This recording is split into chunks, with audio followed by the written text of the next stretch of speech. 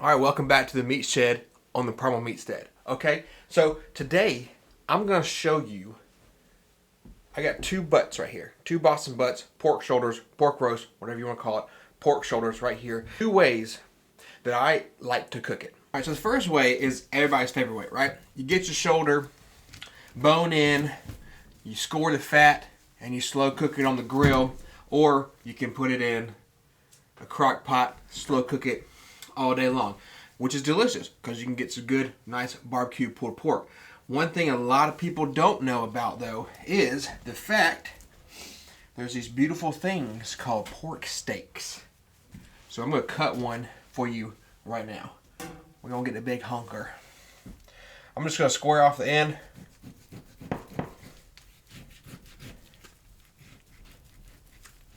Cut through that fat, a good old fat cap on it.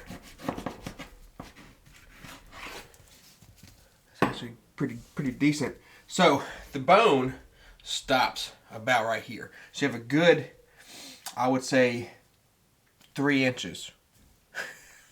Just kidding. Honestly, yes, you have probably about 3 to 4 inches of meat right here past this bone. So I'm going to go ahead. What I'm going to do is I'm going to take the tip of my knife. I'm going to find the edge of that bone. Okay. And I'm just going to cut that off.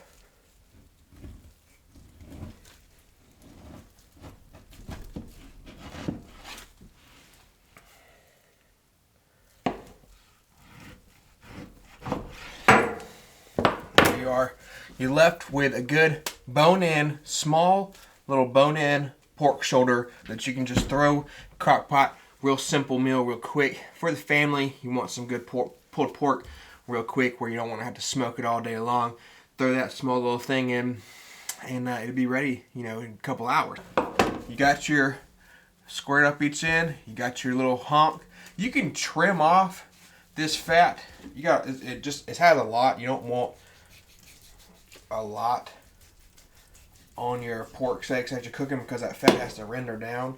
So that stuff is real good. If you want to hold on to it, you can actually render this down by itself and hold on to that lard for cooking, breakfast. Throw it on there with your eggs or anything that needs some good oil in the pan first.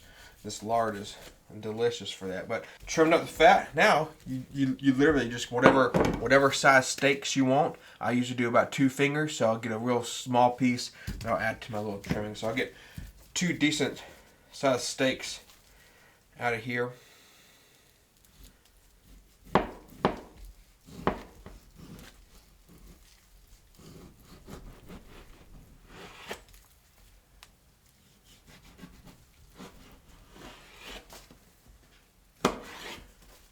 That you have a nice pork steak.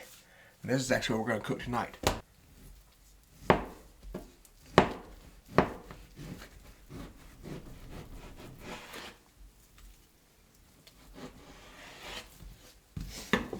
There you go. Okay, so before we go cook, I am the only one in my immediate family that eats pork steaks. So what I'm going to do is I'm going to keep one out for me. I'm going to package up the other. I did cut the other Boston butt.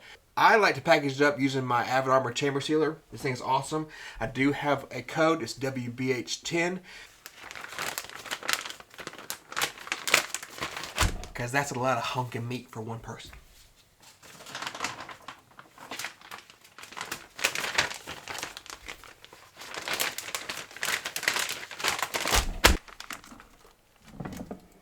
Close the top, vacuum and seal.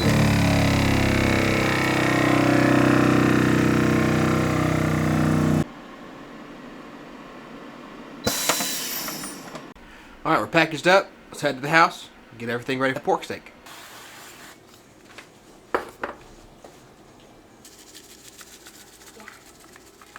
I used to have that on my phone.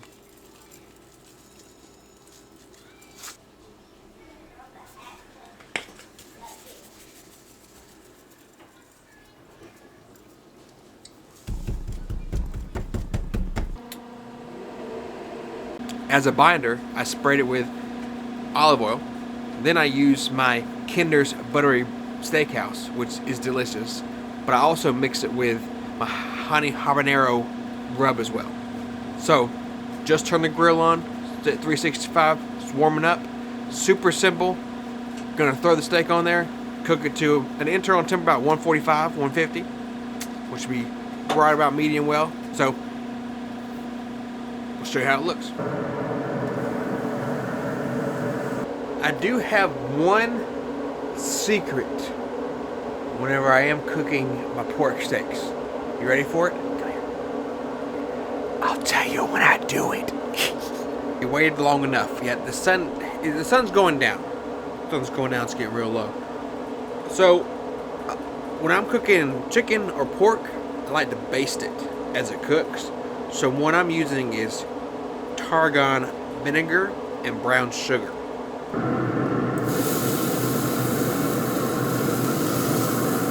One reason I like to do that is because it gives that little bit of a twang from the vinegar, but it also helps cool the meat down just a bit so that fat continues to render down a lot better.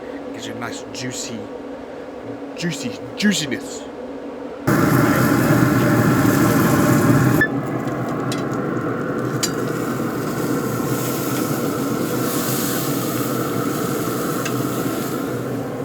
Now we do what we do with all steak when you take it off of the grill.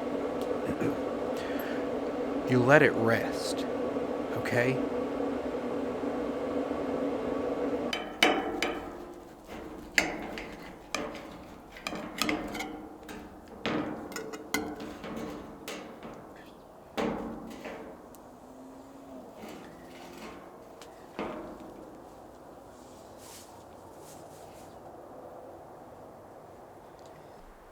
Are you ready?